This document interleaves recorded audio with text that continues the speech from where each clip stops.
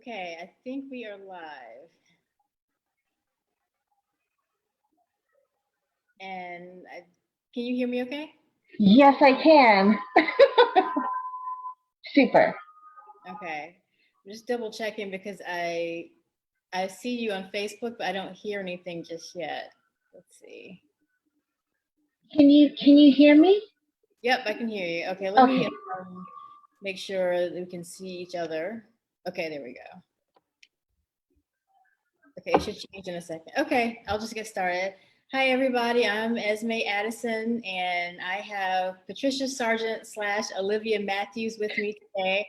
And we are going to be discussing our cozy mystery series and writing and Hallmark and food and all the kind of stuff that we love. So I have been chatting with Patricia online, social media, Twitter, and our crime writers of color group, and we've never actually been face to face. So I'm really, really happy to see you virtually in person.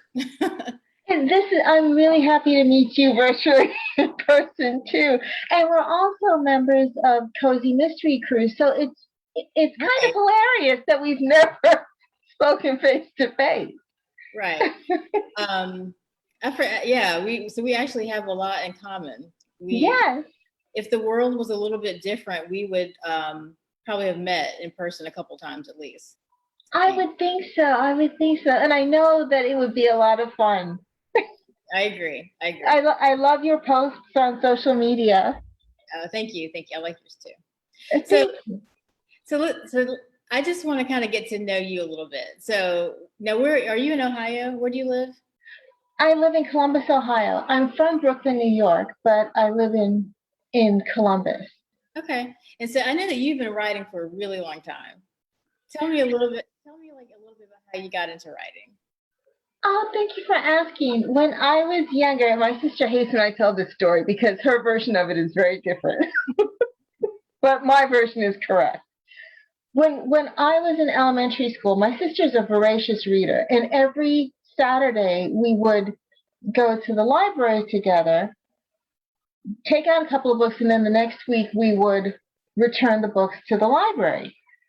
Well, one day she noticed that I wasn't actually reading the books I was taking out from the library. I just wanted to spend that time with her. So she recommended this book to me. I read it. I was about 9 years old, and I thought one day I want to write a book that makes people feel exactly how I feel right now, just excited and just swept away. That's what gave me the desire to become a published author. Fast forward many, many decades, and I started, my goal had been to be published in romantic suspense and science fiction fantasy.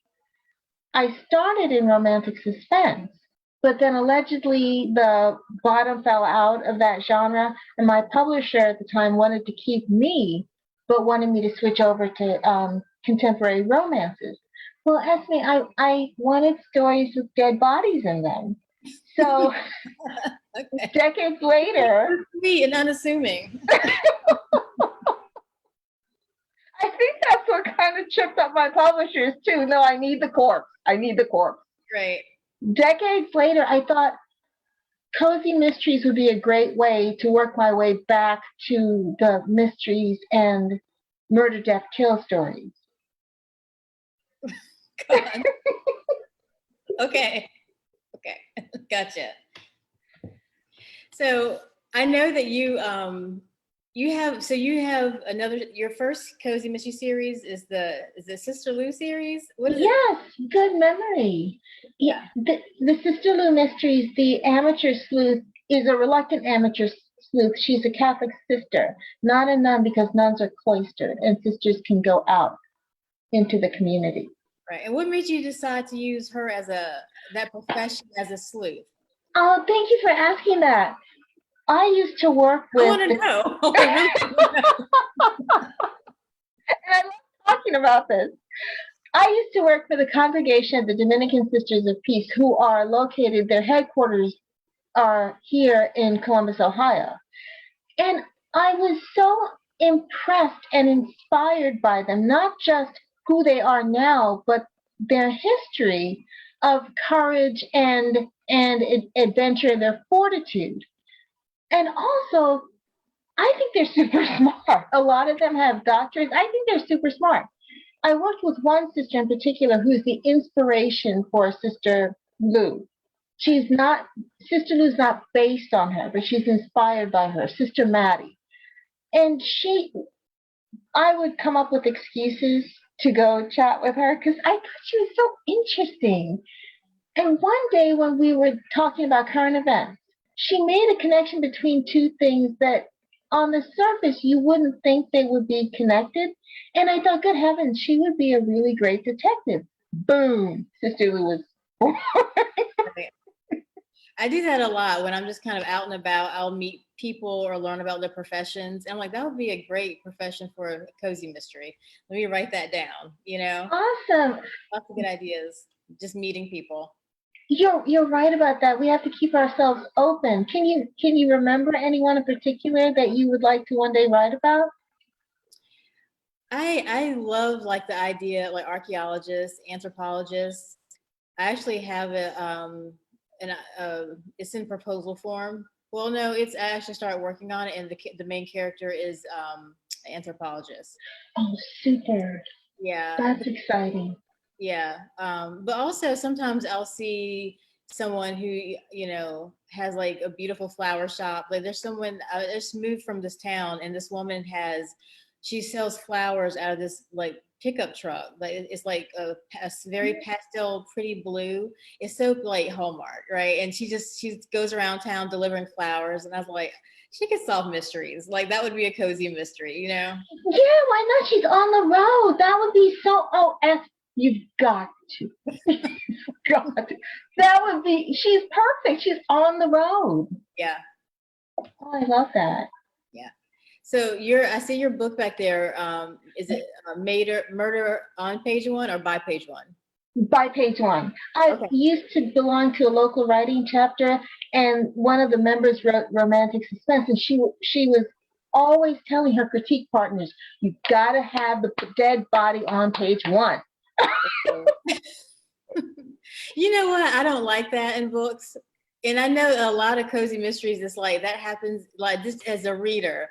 I'm like, give me some build up. Can I meet the character first? Can I care about them and know what the setting before the person dies?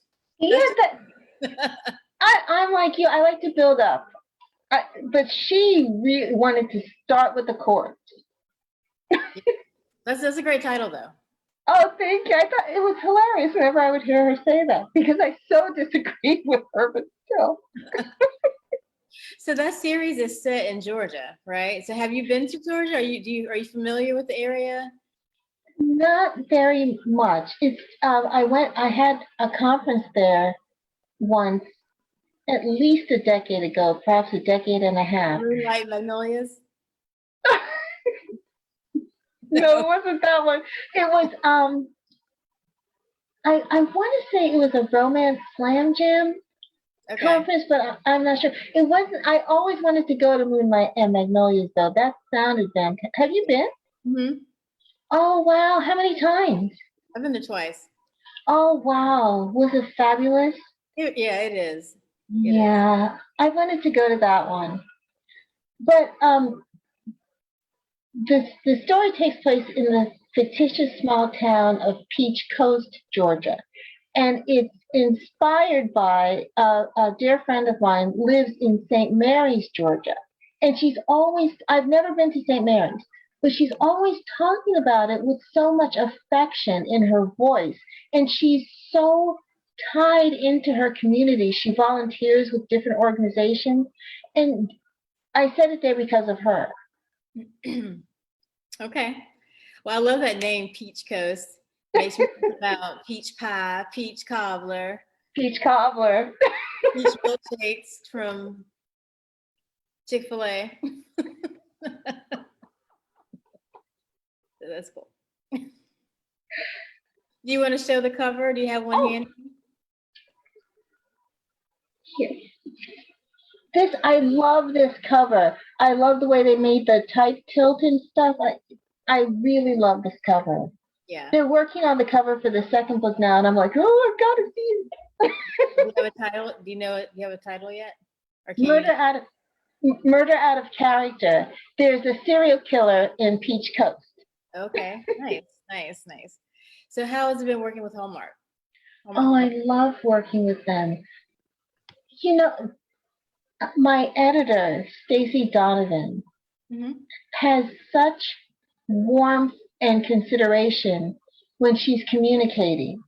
It's always constructive feedback and a lot of praise and encouragement.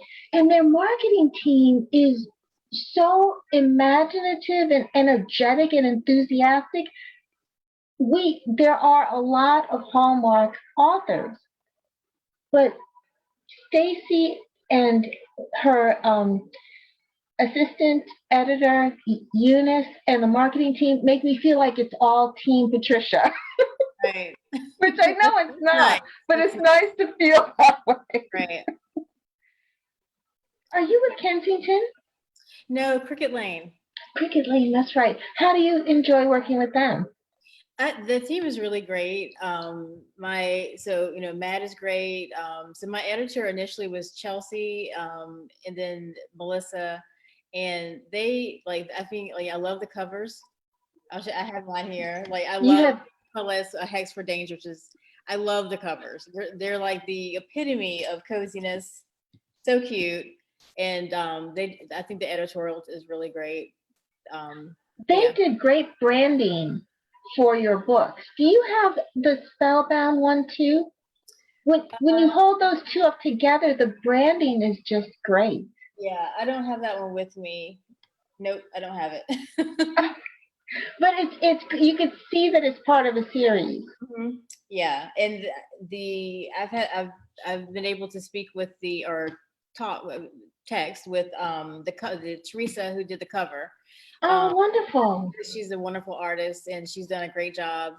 And then just the whole team. And I've become kind of virtual friends with the narrator of the audiobook. She's wonderful. So I've been really blessed with a great team of people surrounding me. Oh, that's fantastic. So how did you come up with the idea for that series? So my in-laws are Polish, and I knew so I love cozy mysteries. And first of all, I have a German Shepherd who's almost not a puppy anymore. And my son is trying to keep him quiet, so hopefully that will happen. Anyway, barking in the background. But when I was I knew I wanted to write. I write other genres, but cozy. Every time I would read a cozy mystery, I knew that I wanted to write one. I just wanted to put my twist on it, my own special brand or whatever.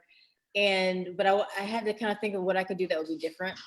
And I thought Oh, I really I love my mother-in-law, and she just has such great hospitality.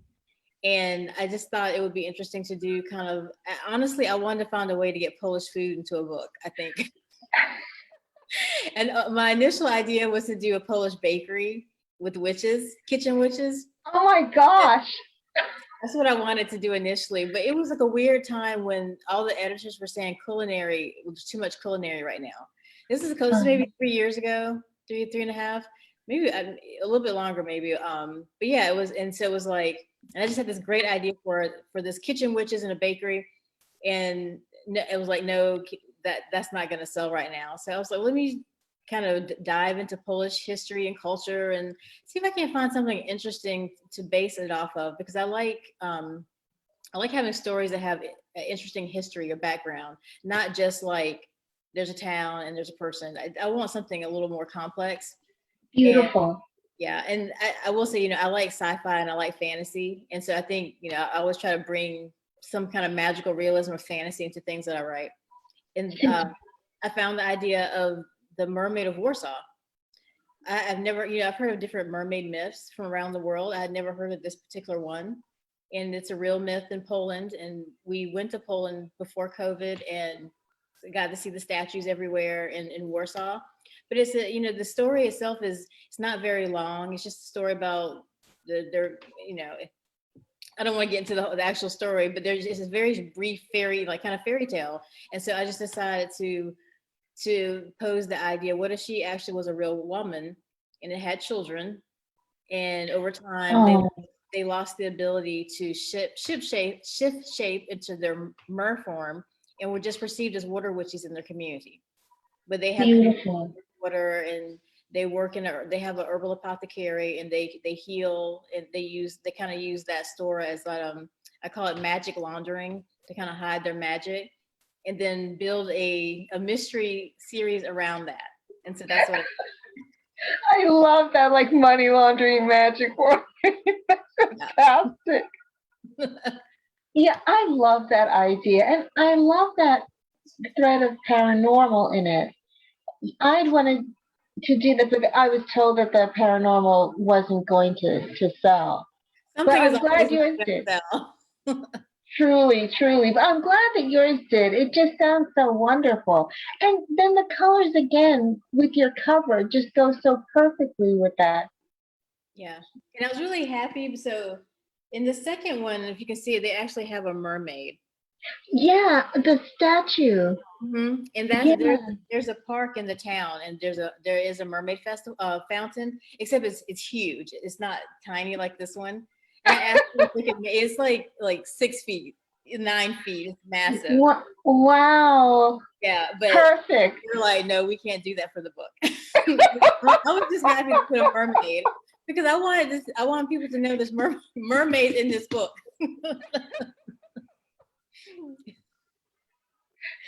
But yeah, and of course, it was such a kind of out there idea. When I tell someone it's a mystery series about a woman descended from a mermaid, that sounds kind of strange, but I really like realistic stories. So I try to tell it as realistically as possible. And like the magic, like in the first book, there's not a lot of magic. There's a little bit. The second one, there's more. But it's really just about this woman who her mother dies when she's young. She's grown up. Her father was a police detective turned police chief, kind of no nonsense. And he kept her away from her mother's family down in North Carolina because there was something going on with them. And then he dies, and she's burned out from her job. And then her aunt asked her to come visit them, and she does, and she reconnects with her cousins that she had seen when she was a little girl, and they reconnect, and she kind of finds a home, and she learns about her past. Wonderful. So that's kind of the setup. Yeah, I like that you've given them a rich history and you've grounded them. So that's really wonderful. Yeah. So what are you working on next? Well, book three in Okay. that series, and then I'm working on another series. I don't say too much about it, but it's set on the beach, and it I have in the past I had a secret clearance for my job, and I have worked in libraries, so I'm using a little bit of that in the story. Oh, exciting. So are you launching a new series or? Well, it's on submission right now, so it's a new series. Oh, super. Congratulations. How come we didn't know about this? Well, it hasn't sold yet, but I'm hoping. Oh my gosh, fingers crossed then, sending positive vibes out. It sounds really intriguing. And it's set in a library? Yeah. Fantastic. Okay, fingers crossed. The main character is a librarian. Fantastic. Yeah, and it's actually the town next door to Bellamy Bay, which is where this one is. But it just deals with the so in this world there's magicals and mundanes. Mundanes Uh-huh. are the people that don't practice magic. And so it's just a continuation of that world with the people that don't practice magic. But Oh, they will reference super. the town, and things like that. It's just kind of Oh, a large world. good luck. I'm really excited for you. Good luck. Thank you.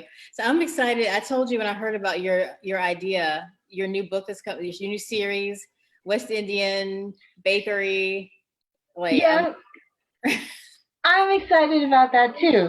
And then tell me about your West Indian heritage. Oh, well, we grew up in Brooklyn, New York, but my family is from Grenada, West Indies.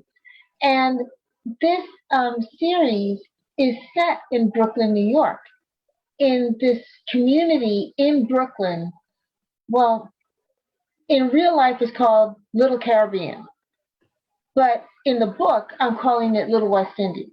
Okay. And it's the amateur sleuth, again, a reluctant amateur sleuth. Always reluctant. Her lifelong dream is to launch a family-owned bakery. So she wanted to launch the bakery and have her parents own part of it and help her cook for it. And when the first book, it's called The Spice Out Bakery Mysteries, and the first book is called Island in the Sun, because me too. I love it. Allegedly, pardon me? I hope that people will get the reference. Oh, I hope so too. Yes, because allegedly Harry Belafonte is singing that song about Grenada, which is why I really wanted that title to stick. So I hope that they don't change their minds about it later. Right. This one is with St. Martin, and when the story launches, a rival baker is murdered, and our heroine is suspected of being framed. Right. I can't wait to read it. Oh, I'm really excited. I love culinary cozies the best. Oh, well, I hope you like this, and I'm trying to bring the senses alive on the page with the cinnamon and the nutmeg and just That's exciting. Oh, that's gonna be a gorgeous cover. Oh, I hope so too. The first story puts a lot of focus on the current role. My personal favorite. Okay. I think you started, you mean to go on. Now, so this, and I think I mentioned this in an email to you, but so I remember going back to talking about seeing things that would give you the idea for a book. So when I lived in Virginia and I worked in DC, there's a bakery there called Sweet Lobby. And the owner, I think she's from Trinidad. Okay. Caribbean. And I remember I told my sister that would be a great cozy. Oh my gosh. You're doing it. So I can't wait to read it. You're literally. Oh, I'm excited about it too. I remember your email. It really tickled me because then my sister lives in DC. Okay. And so I asked her if she remembered that. I think I asked her, or at least I meant to. There is a restaurant in DC that I love to go to when I visit my sister. It's called Tony's, and it's a West Indian restaurant. Okay. And their rotis are just, mouth-watering. It's great. You know what? I have some Caribbean heritage. Oh, from which island? Trinidad. Oh, fantastic. Yeah, my grandfather was from there, but he came to the States when he was little, and we don't really know too much about it. Weird. But we know that's where he's from. That's one of the things that I really regret. With this melting pot, often we lose those parts of our heritage. And part of my writing this series is to help me dig deeper into that heritage, the myths and the folklores. So if you're going to spend so much time doing research, you might as well research what you want to know. Right. Yeah. And that's, I mean, one of the reasons that I like cozy mysteries is because there's always like a culture to be explored, or a hobby, or a type of business, or you know what I mean? Like so you can pick what, like, if you want to visit, I don't know, if you want to learn about winemaking, you can read this series. If you want to eat, experience, Taiwanese food, you can eat, read this cozy. I think so. I love that about that. And yeah. So I don't know anything about Grenada, but I'm going to learn about it through your series. I love that too. When you see insight into other cultures, it's really great. And I agree with you that Culinary Cozies is a great place to help people learn about not just the food, but the language and the traditions and the myths. Yeah. There's one of the characters in the book is the heroine's grandmother, her mother's mother. And what I intend to do is to have a scene where she's sharing with some kid in the neighborhood a cultural story. So that way you could just, it's not all, the only, the food is not the only bit of cultural reference. Right. Yeah. It's an easy gateway, but then there's more. There's much more. Exactly, the traditions. Yeah. Okay. So you're working on, is that first book is already complete, I guess? Well, it's getting there. It's getting there. Oh, okay. So working on that. And Yeah. the second book in the Hallmark series, that's on its way. When does that one come out? That one comes out August 2022. Thank you for asking. Yeah. Okay. And working on anything else? Because I know that you have multiple series. So what else are you working on? The fifth book in my sports romance series, The Brooklyn Monarchs, it's a Okay. fictitious. Now, I want everybody to understand the Brooklyn Monarchs is a fictitious team. But I established the Brooklyn Monarchs before the Nets left New Jersey and moved to Brooklyn. I just want to go on record as making that perfectly clear. There was no Brooklyn Nets when I started this series. Right. But it's the Brooklyn Monarchs, and it's book 5 launches the second season. So they're trying to get back-to-back titles because in the first 3 books, they got their first ever championship title. And You it's sound like very, you're really a sports fan. yes.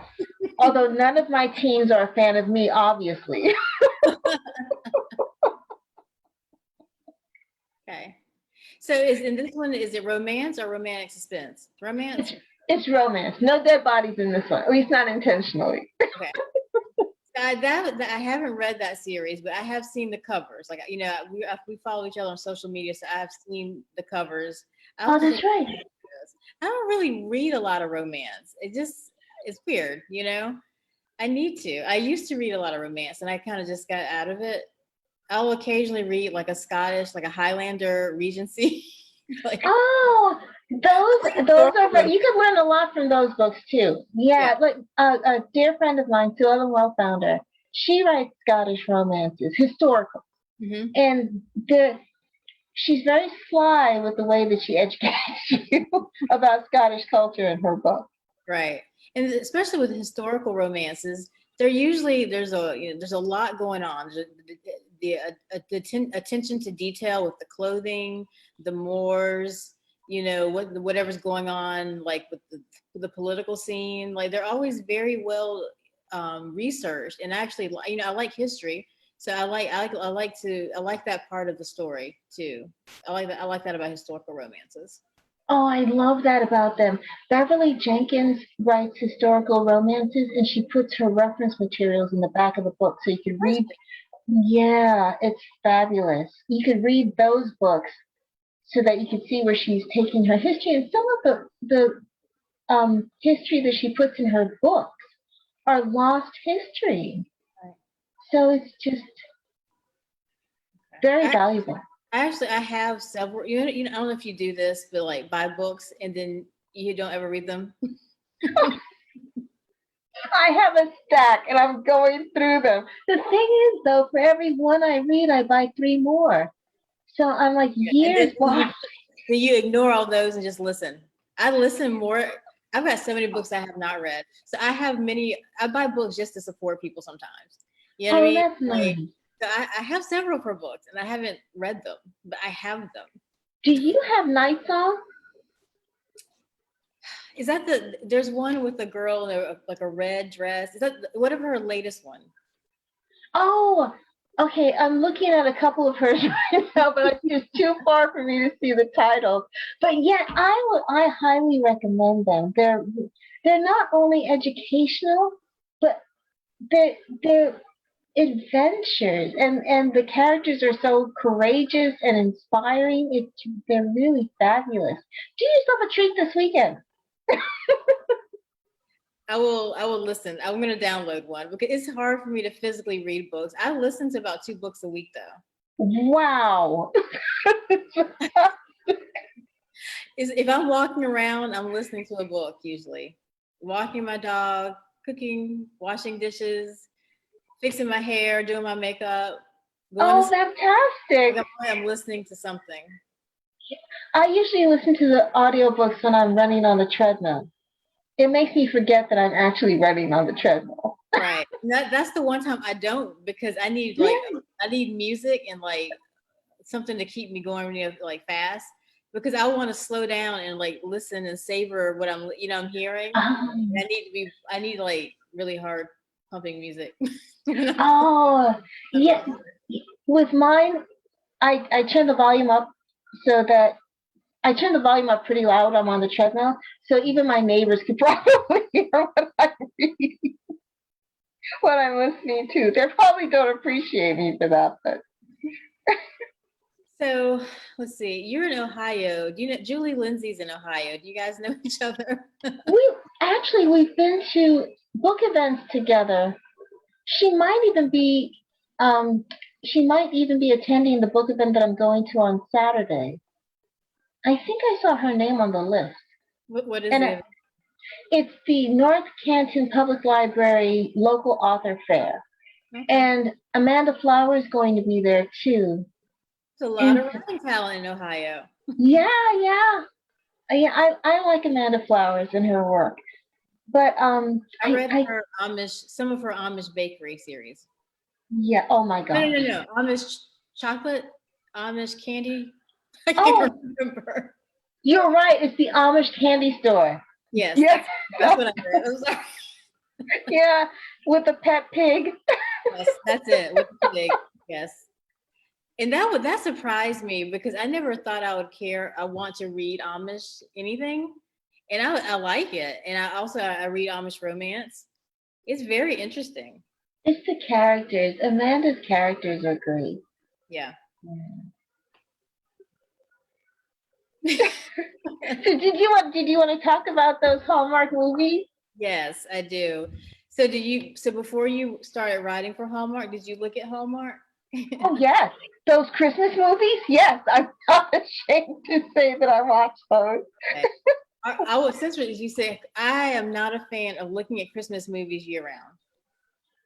I hate it. I only want to see them at Christmas time, and I wish that they would only have them out at Christmas time. I just want to say that publicly. I am a little disconcerted with watching Christmas movies before Halloween. Yeah, I need to get through Thanksgiving first. Right. The day after Thanksgiving, after the meal, I'm ready to watch Christmas movies. Not before. I can't. Not before. But I do admit that some of them, I love them so much. I don't care when they're on. I'll just watch them. But there is something a little disconcerting about the pre-Halloween. Yeah. But I mean, I love all like the Hallmark movies. I love it that they have all the different holidays, or just fall, spring. Like The Harvest Festival, yeah, I like those too. Yeah. I'm excited to like see what's coming out. What's coming out for spring, what's coming out for fall. Me too. So which Yeah. ones are your favorite? God. For the Christmas movies, because I mean there's so many. So let's just I know. So my favorite one for the Christmas one, I can't remember the name, but it's about it's like back in time. This woman goes to this historical house, and then the guy who owns it, Oh, goes to the future. yeah, I can't remember the name either. And I just saw that advertisement. Maybe I can't remember. I don't want to say Love Everlasting. I don't remember, but that is my all-time favorite. It's time travel. I love time travel, paranormal, magical realism. The word time is in the movie, in the title. I'm pretty sure. Let me see if I can Google it. Yeah.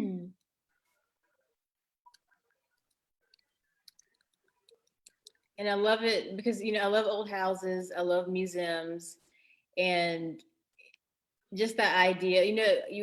I don't know if you do this, but like, oh, I just found it. It's Journey Back to Christmas. Oh, Journey. Okay. I think this is it. Hold on. Yeah. Okay. Yeah.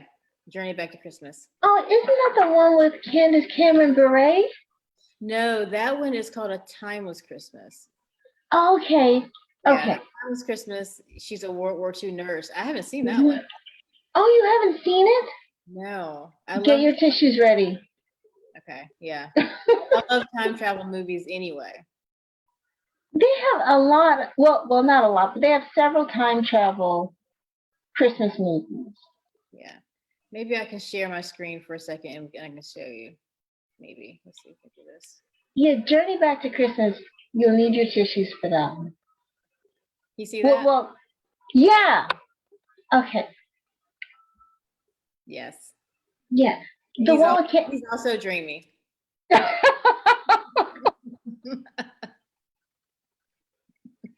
Yeah, but the one with Candace Cameron Bure, you'll need a tissue for that one. That one was lovely.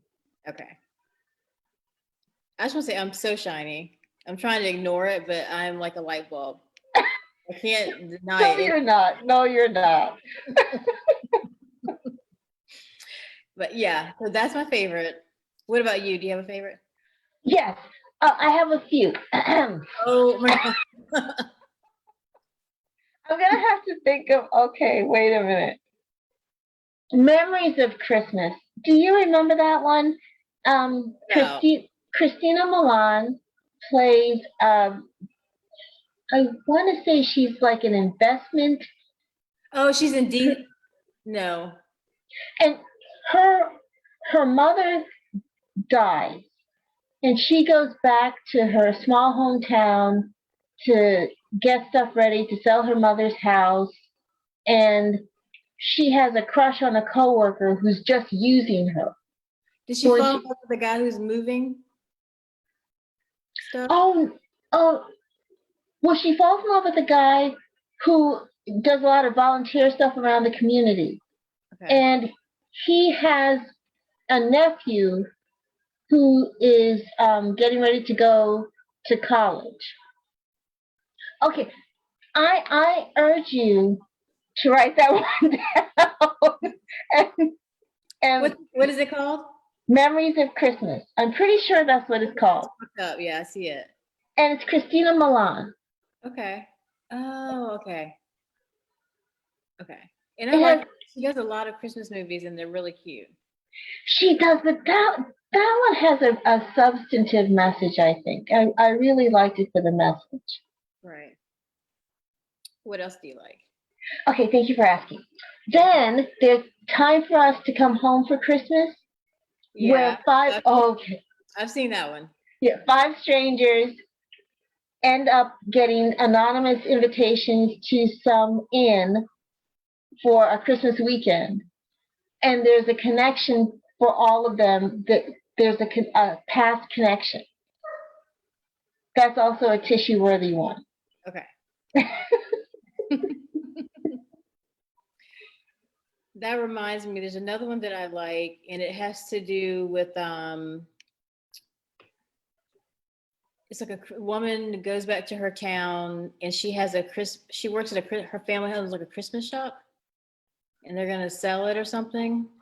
Was that Candace Cameron Bure? I think you have to say that for every movie, don't you? Candace Cameron Bure for 500. I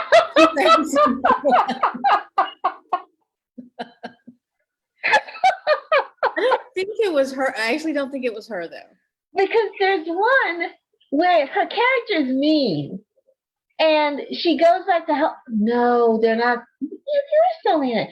Her father has broken his ankle or something, and she has to go back to help him, but they're in horrible financial. Is that the one you're talking about? No, it has to do with the woman goes back and her family has like a gift, like a Christmas gift shop. It's like Christmas year round or something. And she has this ability, like her family, to pick out the perfect gift. And she falls in love with, I think, the guy across the diner, like across the street. Okay, I don't remember this one. Who's in it? Hallmark, I believe. No, who's in it? I don't know. Nobody that I recognize. I think she had curly brown hair. Okay, so it wasn't Candace Cameron Bure. No, it was not her. one movie that she did not do, not her, that one.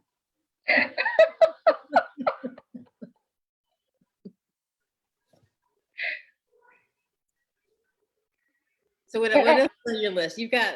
Oh. I'll stop interrupting you. You just. Another Candace Cameron Bure one. A Shoe Addict's Christmas. And really, I thought that was such a great premise. That was a good one. That was a good one. I like the funny ones. The ones that are really funny. Right. I don't like the ones that are like half-heartedly funny. I like the ones that are really funny. Really laugh out loud funny. Yeah, or just quirky funny. Because, it's Christmas. Make me laugh. Make me smile. Right. Right. Then she's in another one. Sorry. If I Only Had Christmas. And it's a take on The Wizard of Oz. Oh, really? I thought it was going to be lame, but it was really good. It was really good. What's it called? If I Only Had Christmas. It was really good. And the ending is really good. Okay. I thought it was going to be, but it wasn't. Right.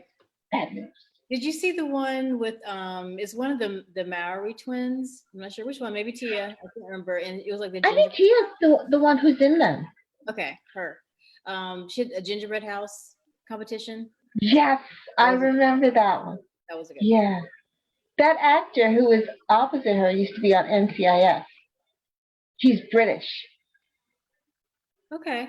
NCIS, like just plain NCIS? Yes, the original. Okay. I have not seen that one. I just recently binged NCIS New Orleans. Oh, they canceled it. I stopped at the very last season, so I haven't seen that very last one. I saw like 7 seasons or whatever it was, but I didn't know they canceled it.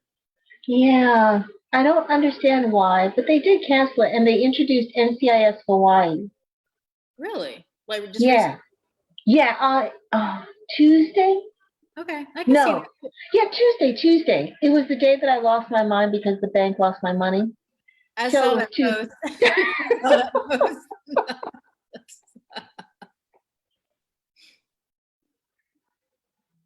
Yeah, I could laugh now.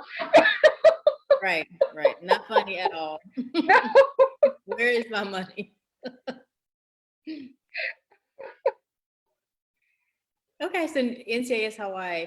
That would be great. I have to check that one out. The reboot of Hawaii 5-0 because it reminds them of their trip to Hawaii. Like they love that show, and I've seen it a couple of times, and I've been to Hawaii, and at the Marine base, and there's so much military there, so I can see how that would be a good like location for that. Yes. I'm gonna give it 3 episodes. My only issue with those shows, I am not a fan of the gore. I just fast forward it. I don't want to see autopsies. Like I don't look at it. It's too much. Yeah, the character development is great in the plotting, but I don't care for that. And they put it right in your face. Mm-hmm. I think they do it for shock value. Because I'm like, that was really not necessary. Yeah. Multiple times. Yeah, I think they started doing that in the early 2000s, and now they've just lost their minds. They never used to do that. Yeah, there was definitely a time when that wasn't a thing. Like I'm also looking at Murder, She Wrote for the first time. That's a kind of a slow binge, but I'm on like season 3. Sometimes I get tired of it. Like I need to take a break and see something else. But that kind of show, which is cozy, right? The ultimate cozy. You don't see what happens, and so I don't want to see it. And the weird thing about that is that for me, writing a cozy, the murder is the least important part for me, which is why when you read my stories, you'll see that there's a bunch of other stuff going on, and there's another mystery actually. That's why there's like a historical component. There's other stuff going on, and the murder is a component of it, but it's not the focus. It's not it is, there is a sleuth and she's got to solve a mystery, and that is But there's other stuff going on too. It's not just that. Fantastic.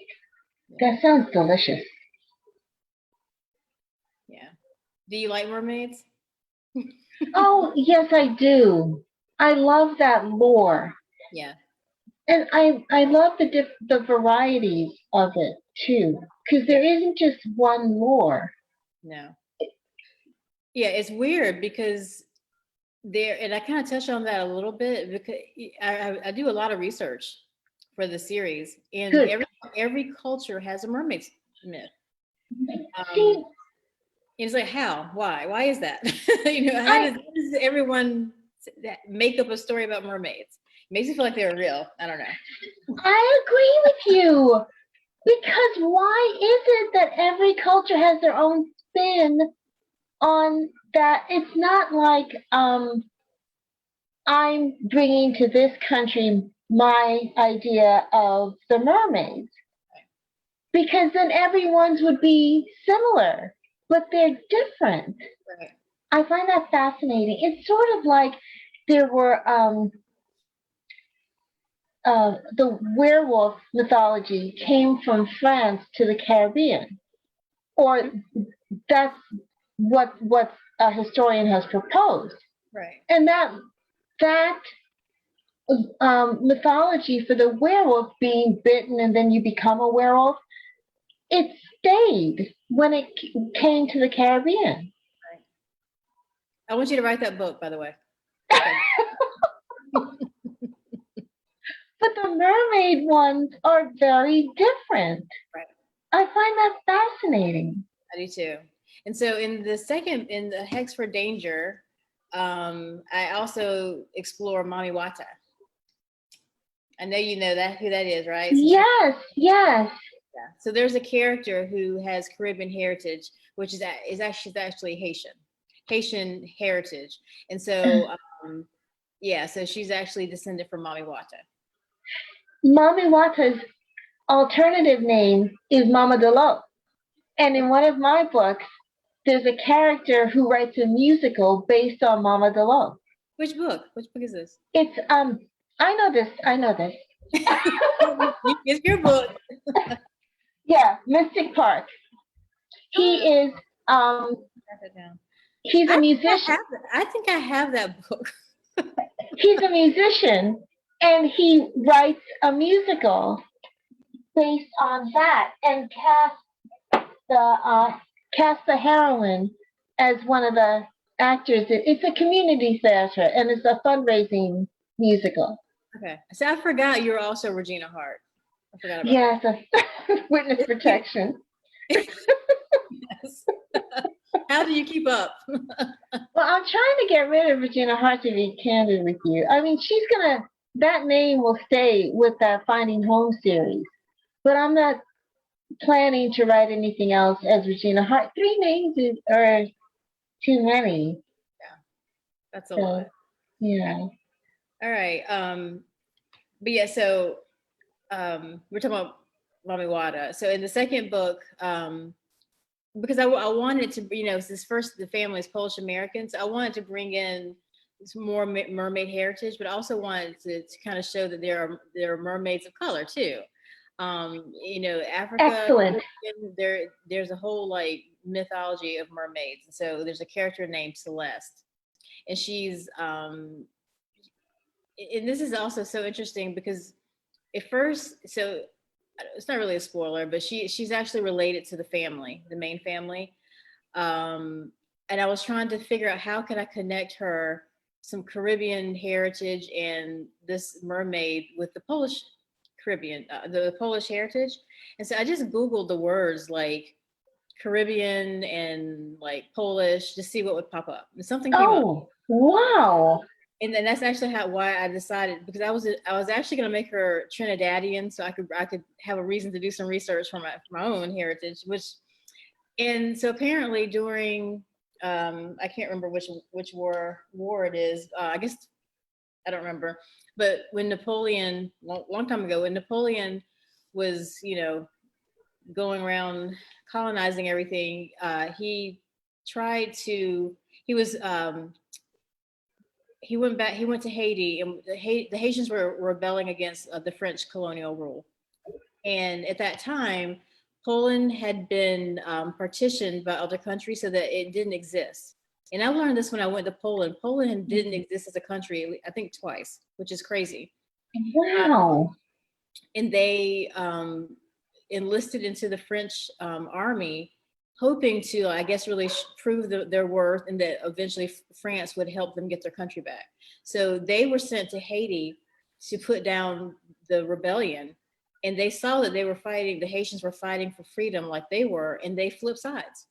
And Wow. they helped the Haitians fight against the French, and they won. They won. Wow. So those Polish troops stayed in Haiti. A lot of them Oh stayed. my gosh, thank you for that knowledge. That is so fascinating. I'm really excited to learn more about this. Right. And so I have that story in there. And so Celeste is descended from from a Polish soldier and a Haitian woman. And so Wow. she ends up being connected to the family. But I was amazed that I could actually find a way to make that work. And so That is brilliant. yeah. You know, sometimes things happen. It's like the universe wants you to do this. And so it's like subconsciously it's moving you in that direction. Yeah. That is fascinating. I'm so excited to learn that. Thank you. I can't wait to find out more. Yeah. Now I have to spend the rest of the night researching that. Yeah. It is interesting. With the second book, I'm kind of veering towards a little light sci-fi, I guess, because I'm trying to go like follow the natural progression of this story. As weird as that sounds, but my idea is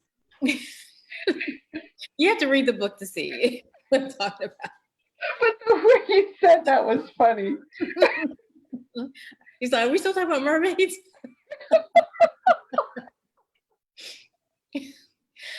But so in the second book, there's a discussion about a mermaid gene. Someone discovers that these women have the genetics for a mermaid, but they don't present as a mermaid. So that actually, and it has to do with like the military and the government. So I don't know. It's kind of, we'll see. Oh, that sounds fun. Yeah. Sounds intense, but a lot of fun. Yeah. And cozy. Coffee drinking. I had one of my when I was going through edits, my editor said, I think there's too much coffee drinking. Wait a minute, is that even a thing? I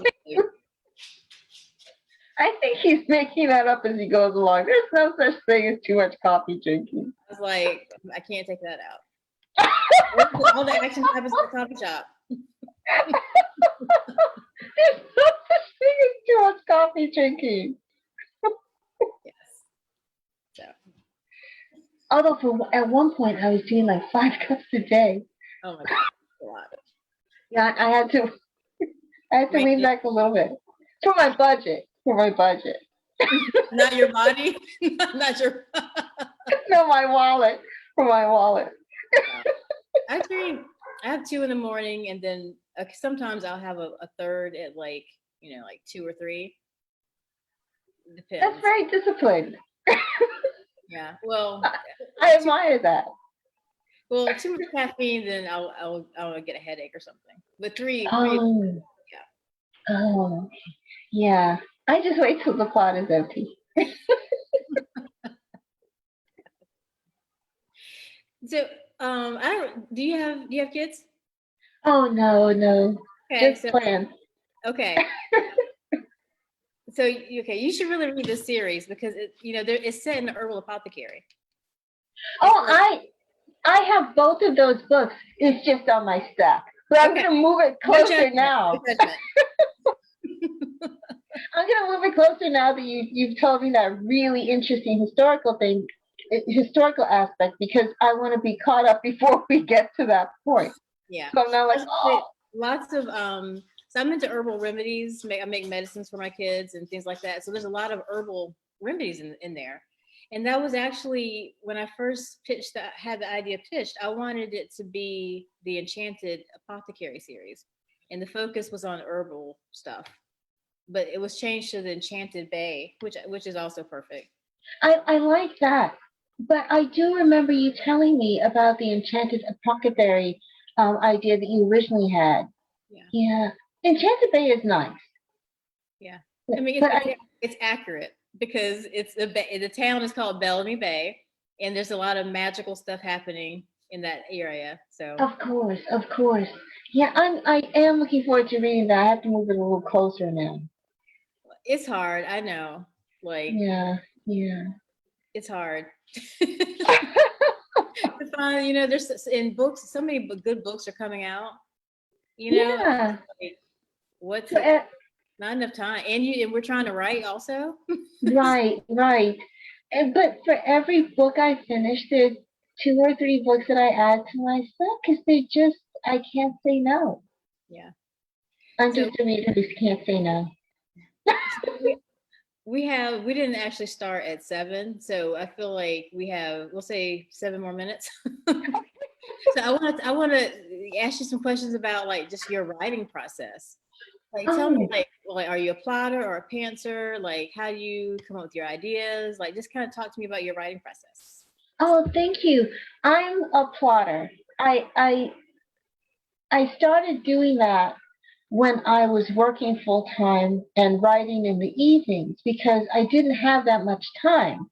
So what I would do is I'd come up with a scene by scene outline and I would grab the notes for each scene and just write that scene and then go to bed. So it was faster for me if I had plotted it out. That way I wasn't staring at a blank page and trying to figure out what comes next. So I plot um, with a lot of detail. Each scene description includes where it takes place, when it takes place, the goal, motivation, and conflict within that scene, and then some dialogue and a scene description. So when I start writing, I just grab that copy, plug it in, and then flush it out. I actually teach a workshop on that. It's called Fun with Plotting. The title's kind of tongue in cheek because I know that a lot of people do not like to plot. I like the plot. It is fun. Yeah. Yeah, but some people think that it spoils the surprise and the discovery. Well, I get my surprise and discovery from the outline. Right. Now I'm looking for speed. I will say that I don't know who is the villain. I don't know who done it. Sometimes that changes. Yeah. For example. No, go ahead. Oh, in the first Sister Lou mystery, Mayhem and Maps, I had done like a 37-page outline for that book. But still, one of the characters did something that was not plotted. Right. The characters develop sometimes and they go a little off script. Right. You find that as well? Yeah. So I'm the same. I'll do like a 30 to 40 page outline, very detailed. Sometimes I'll even have like dialogue, like I know what they're going to say. Just not a lot, but here and there. So it's very detailed. And then, but I purposely leave the ending. Like I know how it's going to end, but there's usually say 3 suspects, and I give them all like, they all have the compelling reasons to be the one who did it. But I'll let them kind of reveal it to me as I'm writing the story. Like I have an idea who I think is the one, but by the time I'm done, I'm like, this is really the one who did it. And then that's what I'll write. I'll kind of change it. Oh, that's fun. Yeah, and that's fun for me. But it's like a Nancy Drew moment. I'm trying to figure out who done it. Like I'm following the story. It's serious. Like like the characters is like, nope, I did it. It was not her. That's funny. Yeah.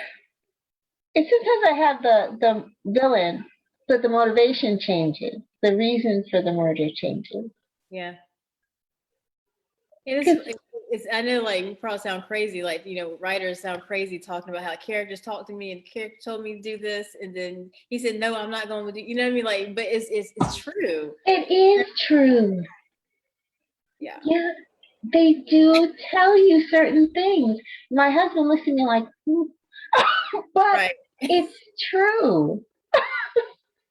I was chatting with a buddy of mine who writes suspense and thrillers, Iris Bowling, Mhm. and she was telling me the same thing that we're saying now, that the characters, they talk to her and you can't make them do something they don't want to do. But if you stop and you listen, you'll find that the story is stronger. Because it sounds like all three of us are character driven writers. I would say so.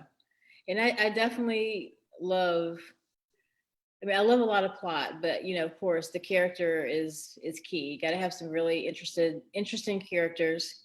I know in my book, and I'll get a lot of feedback about this. I have some characters that are very complex. A little bit of bad and good, and like they don't know if. So one of the characters is Dylan. He's like kind of the love. He's not the love interest, but he's interested in the. It's not a love triangle, but he is interested in the main character, and it's like people can't figure out if he's good or bad. Oh, interesting. Yeah, he's a little bit of both, but Oh, he thinks he's good, but he is the main character perceives him as bad a little bit. So, but I try like realistically, people aren't one thing, you know. right. I like to write characters like that. At least put not all of them, but couple. Have you ever thought about writing a thriller? Yes. Yeah, I think that you would have a strong talent for that. Yeah, I have. I have an idea for one. Actually, a couple. You know how I'm sure you do the same thing. I have like a document, so a running list of ideas, and sometimes one will really kind of stand out, and then I'll do like 50 pages, and then kind of put it aside and do something else. So I've got one that I'm working on, And it's but a thriller? yeah, psychological. But Oh, wow. yeah, but it's like the market is so full, it has to be something that's different but good, it's similar enough but different, because I don't want it to be the exact same thing that every, you know what I mean? Yeah, but Just I don't think show you me would do that. I don't think you would do that. I think yours would be different. yeah. I think you really should pursue that. Huh. Now I'm telling you what to do with your life and your No, career. it is no, I do. I do have one. And the other things, I recently moved to the beach. So now I've got like a beach story. It's women's fiction, beach, big, summer come out in June with a beautiful like cover. But I think it's women's fiction with romantic elements. It's Oh, not a, fantastic. yeah, Fantastic. yeah. It's kind of, I'm very inspired. But other thing, so I live in this community that has like a pier that goes out into it's the Atlantic Intercoastal Waterway. And as you walk out, it's full of marsh. Like the grass is moving and there's like oysters. Wow. When I look down there, I always say, could be a dead body down there. And I have to write the story. I always think that. I'm just like looking down. I could see this as a book cover. I'll be like, who did that in my close knit community? Who did that? I was like, that's a book I could write. I think about it all the time. It could be. Yeah, Paris at the beach. Let's write that book too. It's so many books, so little time. Yes, I wish. I need to clone myself and just have you write mysteries, you write women's fiction, you write thrillers. Now my dog. He's been good for an hour. He's like, you have any pets? No. The last pet I had, a cat who died tragically, and I thought this is going to take me a while to get over. So I'm sorry to hear that. Oh, thank you. I loved him dearly. He is the inspiration behind Phoenix. Oh. Yeah, because when a rescue kitty, and he was scrawny, but then he became like really a big cat. Mhm.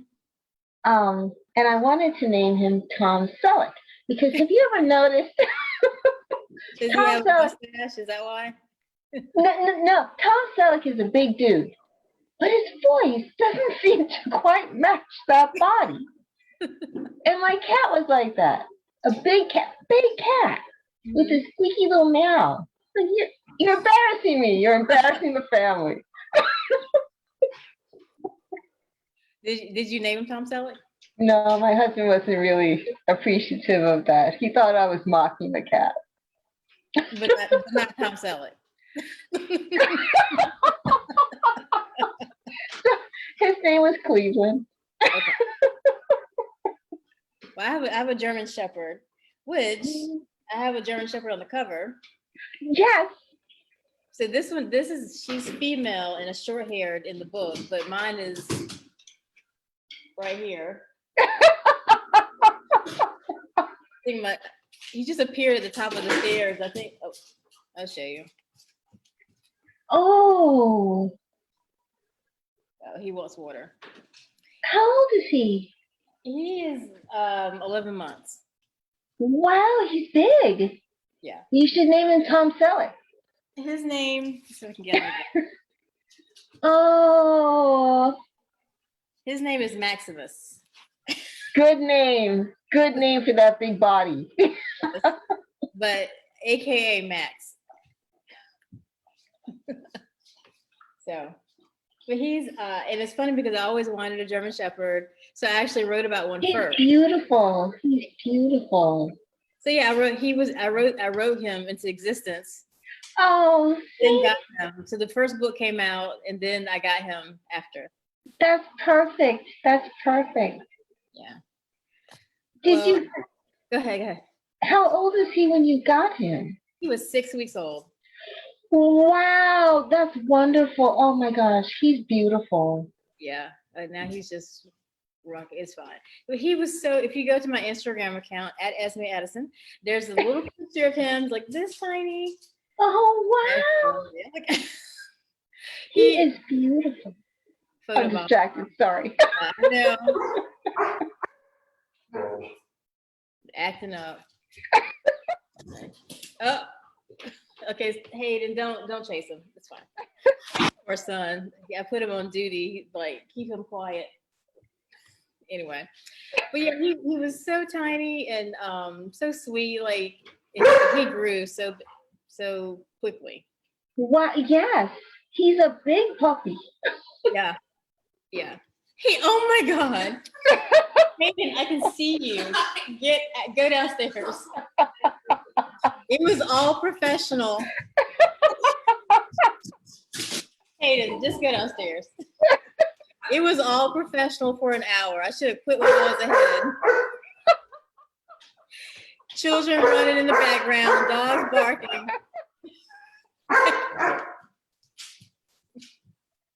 This is what you call working from home. This is my life.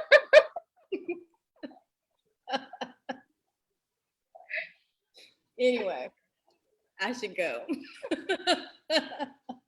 Who knows? The fire's gonna start next.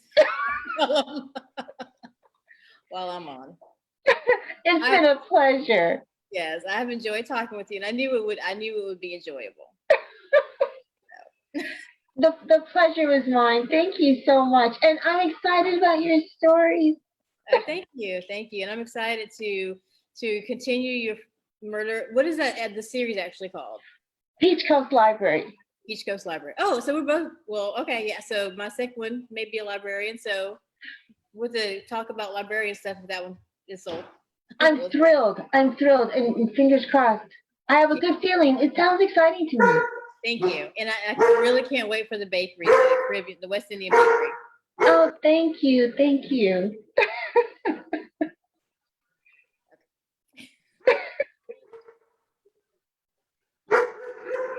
Well, Max is in charge. Okay. All right. Well, that ends things tonight. But this has been great, and I look forward to seeing you on social media and email and crime writers of color. And shout out to our group, Cozy Mystery Crew. Cozy Mystery Crew, which is on Facebook. You can join us there and other cozy mystery authors and find new books to read and engage with us, and lots of places to find us. All right, well, I will talk to you again offline. Talk to you soon. Bye.